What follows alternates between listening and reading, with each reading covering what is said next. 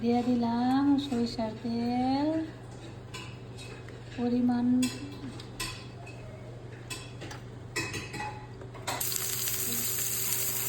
পেঁয়াজ কুচি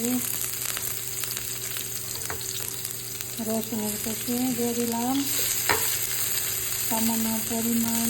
আদা কুচি সামান্য পরিমাণ মরিচ কুচি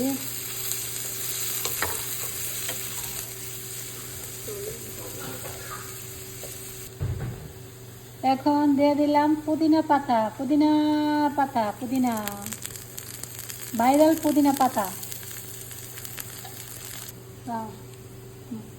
সামান্য পরিমাণে গরম মশলা দিয়ে দিলাম হলুদের গুঁড়া সামান্য পরিমাণ সামান্য মরিচের গুঁড়া দিয়ে দিলাম কারি পাউডার দিয়ে দিলাম সামান্য পরিমাণ ধনিয়ার পাখি দিয়ে দিলাম সামান্য পরিমাণ জিরার পাখি সামান্য পরিমাণ এখন দিয়ে দিলাম চাল ভাজা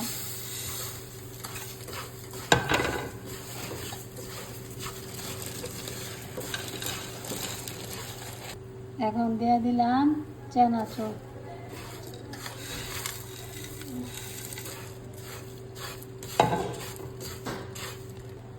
এখন দিয়ে দিব সামান্য পরিমাণ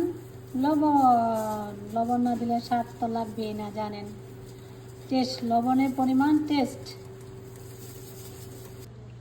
চানাচুর দিয়ে চাল ভাজা মাখা রেসিপিটা যদি ভালো লাগে শেয়ার করবেন লাইক করবেন কমেন্ট করবেন আরেকজনে দেখার সুযোগ করে দিবেন বাই বাই।